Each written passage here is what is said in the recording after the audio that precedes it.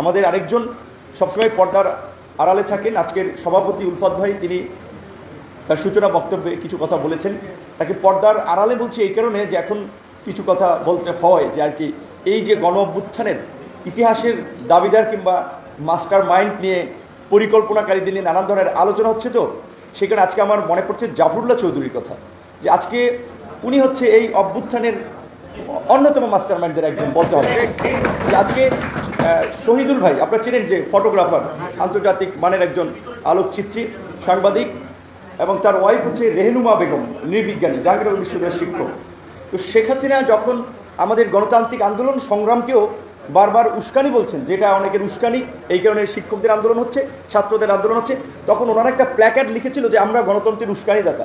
তো আজকের যে এই অভ্যুত্থান এবং ফ্যাসিস্ট শক্তির পতন, এটার ইতিবাচক যদি রূপ করছে উস্কানিদাতা আমরা বলি, পজিটিভ করছে, তাহলে তার অন্যতম উস্কানিদাতা ছিল জাফরুল্লাহ চৌধুরী।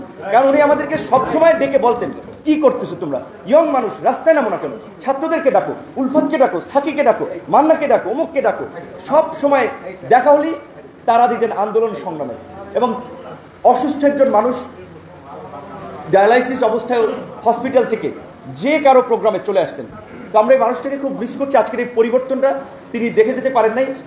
বেগম খালেদা জিয়ার সৌভাগ্য যে যেই শেখ হাসিনা তাকে নির্মম নিষ্ঠুর নির্যাতন, নিপীড়ন এবং তাকে এই শারীরিক অসুস্থতার দিকে ঠেলে দিয়েছে, তিনি তার পলায়ন দেখে যেতে পারছেন। এটা নিশ্চয়ই তার জন্য একটা সন্তুষ্ট।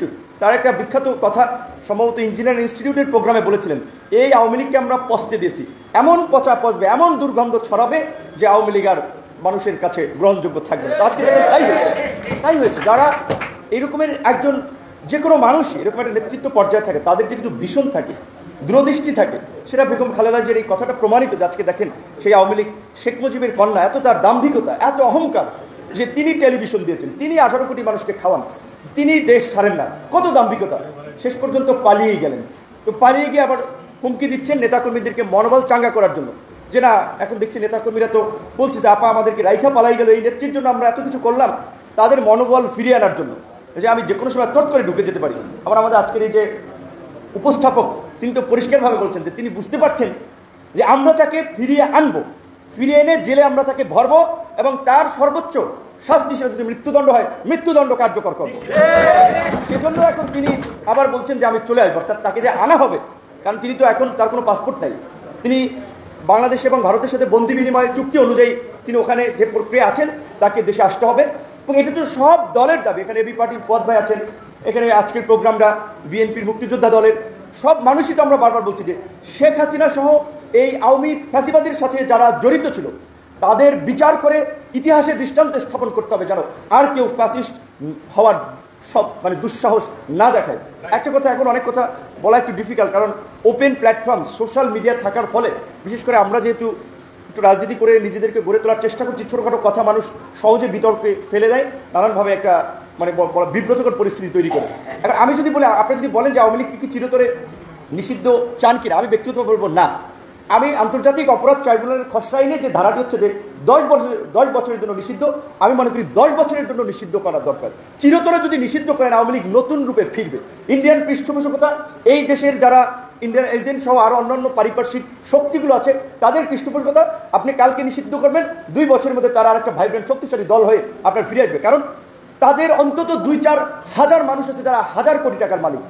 একজন টাকাওয়ালাই কালো টাকা কেউ গ্রেপ্তার হয়েছে? আওয়ামী লীগের মূল নেতৃত্ব পর্যায়ের একজন ব্যক্তি এখন পর্যন্ত গ্রেপ্তার হয়েছে? শেখ পরিবারের এত লোক, একজনও গ্রেপ্তার হয়নি। অথচ আমরা কোন উপদেষ্টাদের সাথে মিটিং করেছিলাম 1 মাস আগে, তখন শুনেছিলাম ওবায়দুল কাদের এবং এই গণহত্যার অনবদা এই কিলিংয়ের মাস্টার মাইন্ড আসাদুজ্জামান খান কামাল তিনি গ্রেপ্তার হবেন, কিন্তু এখন পর্যন্ত কিন্তু তার অগ্রগতি আমরা দেখিনি। কাজে এটা কিন্তু রহস্য এবং একটা শঙ্কা। তাহলে কি আওয়ামী লীগকে পুনরায় সংগঠিত হওয়ার জন্য স্পেসটা দেওয়া হচ্ছে কিনা? কিন্তু কোশ্চেন আমাদেরকে ভাবতে হচ্ছে। দিল্লি সহ পার্শ্ববর্তী দেশে যে সমস্ত শীর্ষ সন্ত্রাসীরা পলাতক ছিল, ঢাকায় ঢুকেছে, জেলখানা থেকে শীর্ষ সন্ত্রাসীরা মুক্তি পেয়েছে। এখন তো আমাদের জন্য অনিরাপদ হয়ে যাচ্ছে এই শহর জেলে দেখতেছি, কারণ আমরা যে সন্ত্রাসীদের বিরুদ্ধে কথা বলছি, আওয়ামী লীগকে বিচারের মুখোমুখি করার জন্য কথা বলছি, এখন তো যদি তাদেরকে গ্রেপ্তার না করা হয়, তাদের বিরুদ্ধে যদি শাস্তিমূলক পদক্ষেপ না নেওয়া হয়, তাহলে তো আমাদের লাইফ এখানে অনিশ্চিত হয়ে যাচ্ছে। সুতরাং আমরা সরকারের প্রতি আহ্বান জানাবো, মুক্তিযোদ্ধা দলের আজকের এই প্রোগ্রাম থেকে মুক্তিযোদ্ধারাও চায়, আমরাও চাই এই ফ্যাসিস্ট শক্তিকে বিচারের মুখোমুখি করে এবং যারা এর মদত দিয়েছে তাদেরকে অনতি বিলম্বে তাদের প্রত্যেককে যারা দেশে আছে দ্রুত সময়ের মধ্যে তাদেরকে গ্রেপ্তার করুন। মুক্তিযোদ্ধাদের আজকের এই বর্তমান প্রেক্ষাপটে রাষ্ট্র বিনির্মাণে আমি দুটো কথা বলতে চাই। প্রথম হচ্ছে যে আজকে বাংলাদেশের বয়স 53 বছর, অর্ধশতক পেরিয়ে গেছে। এখন পর্যন্ত মুক্তিযুদ্ধের শহীদদের প্রকৃত সংখ্যা এবং তালিকা 53 বছরে কোনো সরকার করতে পারেনি। উলফাত ভাইদেরকে আমরা অনুরোধ জানাবো, হাফিজ সাহেব আছেন, এটা যেটা একটা interim government, non political government, তাদের মাধ্যমে আপনারা সহযোগিতা করে মুক্তিযোদ্ধাদের একটা সঠিক এবং নির্ভুল তালিকা করেন। একই সাথে এই যে ভুয়া মুক্তিযোদ্ধা হিসেবে যারা বেনিফিশিয়ারি হচ্ছে তাদেরকে চিহ্নিত করে সঠিক মুক্তিযোদ্ধাদের উপযুক্ত সম্মান যারা এখনো অবহেলিত বঞ্চিত সেটি আপনারা নিশ্চিত করেন। মুক্তিযুদ্ধের যে আকাঙ্ক্ষা ছিল যে বৈষম্যহীন গণতান্ত্রিক মানবিক বাংলাদেশ বিনির্মাণ করা, যেখানে সাম্য, মানবিক মর্যাদা, সামাজিক সুবিচার থাকবে, গত 53 বছরে সেটি নিশ্চিত হয় নাই। কাজে এটাকে আপনারাই দ্বিতীয় মুক্তির সংগ্রাম বলছেন, দ্বিতীয় স্বাধীনতার সংগ্রাম বলছেন, আমরা সেটার সাথে একমত হয়ে বলছি। তাহলে এই দ্বিতীয় মুক্তিযুদ্ধের পর যেন আমরা সামাজিক সুবিচার, মানুষের মাঝে সাম্য, জাতীয় ঐক্য এবং সংহতি প্রতিষ্ঠা করতে পারি। আজকে আমাদের একজন এখানে কর্নেল সাহেব বক্তব্য রেখেছেন, পার্বত্য চট্টগ্রাম থেকে তিনি কিন্তু 71 যুদ্ধ করেছেন, দেশ মাতৃকার জন্য ঝাঁপিয়ে পড়েছেন। তাহলে আজকে পাহাড়কে কারা আরেকটা স্বায়ত্ত শাসনের নামে বাংলাদেশ থেকে বিচ্ছিন্ন করতে চায় এবং এখানে সুস্পষ্ট গত 53 বছর ধরেই ভারতের মদত রয়েছে। মণিপুর, মিজোরামে এই অস্ত্রধারী সন্ত্রাসী গোষ্ঠীগুলো ট্রেনিং নেয়, আধুনিক অস্ত্রসহ তাদেরকে সব ধরনের আপনার রসদ সরবরাহ করা হয়। তো ভারতের সাথে এই বিষয়ে আমাদের পরিষ্কার বক্তব্য থাকতে হবে, ভারত এটা করতে পারে না। ভারত যেমন আমাদের কাছ থেকে তাদের 7 সিস্টার্সের সিকিউরিটি চায়, তাদেরকেও পরিষ্কারভাবে পার্বত্য চট্টগ্রামের প্রশ্নে বাংলাদেশের যে কোনো সিদ্ধান্তে সহযোগিতা করতে হবে এবং পার্বত্য চট্টগ্রামের অস্থিতিশীল করার জন্য কোনো মদত দেওয়া যাবে না।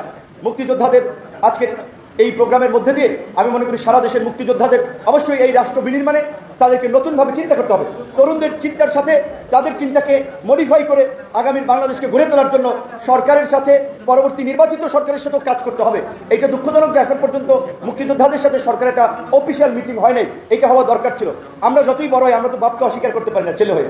মুক্তিযোদ্ধারাও জাতির শ্রেষ্ঠ সন্তান, সূর্য সন্তান, তারা না হলে তো আজকে এই দেশে দাঁড়িয়ে তো আমি এইভাবে কথা বলতে পারতাম না। আমি যে দ্বিতীয় মুক্তিযুদ্ধের লড়াই করেছি, এই লড়াইয়ের প্রেক্ষাপট রচিত হতো না। সুতরাং মুক্তিযোদ্ধাদের অবশ্যই মতামত পরামর্শ নিয়েই এই রাষ্ট্র পরিচালনা করতে হবে। সরকারের বেশ কিছু বিষয় নিয়ে আমি নিজে অনেক সমালোচনা করছি, কিন্তু আবার একটা বিষয়ে এটাও সত্য যে 2 মাস হয় না এখন পর্যন্ত। স্ট্যাবল হওয়ার জন্য সরকারের মন্ত্রণালয়ে এক একজনের মিনিস্ট্রি বোঝার জন্য তাদের বোধহয় কিছুটা সময়ের প্রয়োজন আছে, যদিও আমি নিজেই কিন্তু অনেক সমালোচনা করছি। বিকজ আমাদের যে এক্সপেকটেশন, এই সরকারের যে কানেক্টিভিটি, যে নেটওয়ার্ক, সেটাকে কাজে লাগিয়ে যদি আমরা বাংলাদেশে এই জাতীয় ঐক্য এবং সংহতি তৈরি করে এই অবস্থা থেকে উত্তরণ না করতে পারি, তাহলে পুরো জাতি একটা বিপর্যয়ের মধ্যে পড়বে।